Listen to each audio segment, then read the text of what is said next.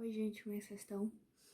Hoje é dia 2 de abril e eu finalmente consegui terminar o primeiro livro de 2020, que foi, então, como eu já tinha falado no vídeo anterior pra vocês, Morte no Nilo, da Agatha Christie. Eu tô muito feliz que eu terminei e consegui ler o meu primeiro livro de 2020, graças a Deus, né? E foi uma leitura muito, muito boa. Mas sobre o que se trata a história, né?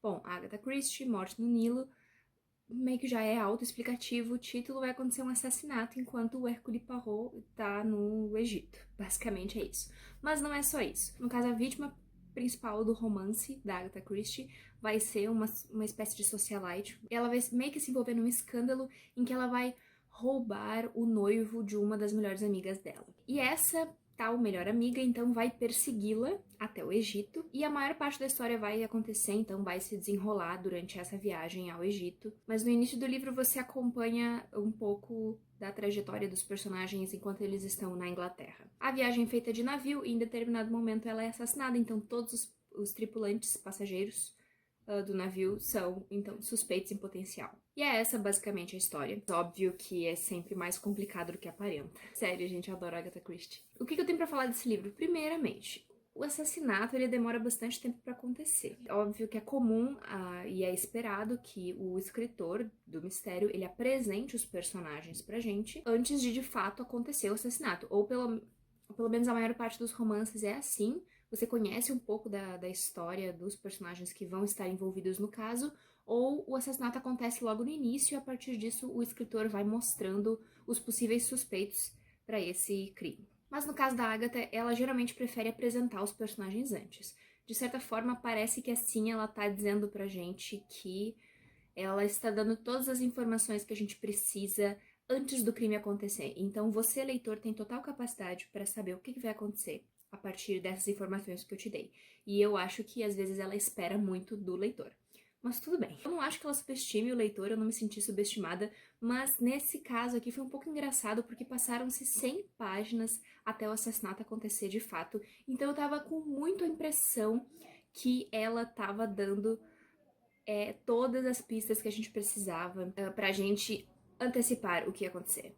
E meio que, né, foi o que aconteceu. Não é tão simples assim, mas eu acho que eu consigo dizer que eu, bolando teorias, uma das minhas teorias meio que se encaixou no final da história, o que foi muito legal, porque eu adoro estar certa no final dos livros. Eu vou fazer o quê? Mas é óbvio que com ela nunca é tão simples assim, então meio que eu tava certa, mas não tava certa, porque nada é tão simples com a Agatha. Eu estava com muita saudade dessa vibe detetivesca da Agatha Christie. É muito, muito bom acompanhar o Hercule Poirot nessas aventuras e tudo mais.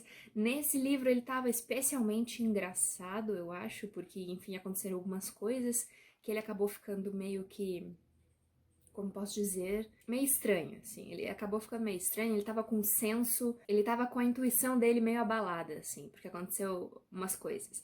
Então foi um pouco engraçado ele no início do livro, assim. E eu acho muito interessante como a maior parte dos romances da Agatha, eles prendem a gente, mas poucas coisas acontecem. A maior parte das informações é dada ao leitor através de diálogos, né, entre o Poirot e as personagens, e comentários que o Poirot faz, e às vezes comentários que a autora faz, né, entre os diálogos, em que ela fala, ai, fulano demorou tantos segundos pra responder, e aí você fica tipo, por que fulano demorou tantos segundos pra responder, né? Então, eu acho isso engraçado que os romances da Agatha, eles não têm tanta ação assim, eles têm momentos de tensão, obviamente, mas eles acabam prendendo bastante por causa dos diálogos. Eu acho isso, né? Mas é óbvio que existem momentos de tensão, momentos de ação. Fiquei pensando nesse romance adaptado para o cinema, eles teriam que fazer uma...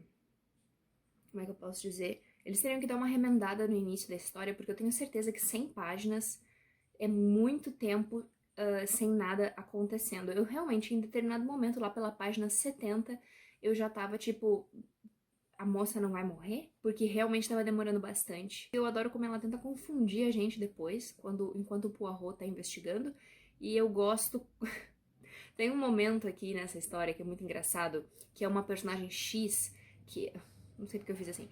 Que é uma personagem que ela fala, eu sei quem matou. E ao invés de falar o nome da pessoa que matou, ela conta como que ela viu a pessoa antes de falar quem foi o assassino. E aí você fica tipo, meu Deus, fala logo, porque a gente sabe que vai acontecer uma coisa. Mas é um pouco engraçado assim como ela cria o suspense. Chega a ser um pouco caricato às vezes, né? E como o Poirot gosta do suspense, como ele gosta da atenção que ele tem quando ele tá explicando como ele chegou a essa conclusão.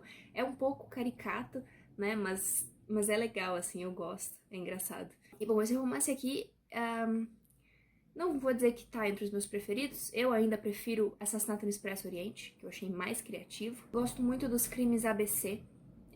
Eu acho que foi um dos meus favoritos. E eu tô muito, muito ansiosa pra ler Um Corpo na Biblioteca. Mas eu tô criando muita expectativa em cima desse romance. Eu tenho certeza que talvez eu me decepcione. Mas de qualquer forma, eu gostei bastante de ler. O livro da Agatha é sempre bom, né, pra tirar aquela ressaquinha que eu tava sentindo, que eu contei pra vocês. Então terminei agora o meu primeiro livro de 2020, tô muito feliz. Então é isso, comenta aqui embaixo o que você anda lendo nessa quarentena.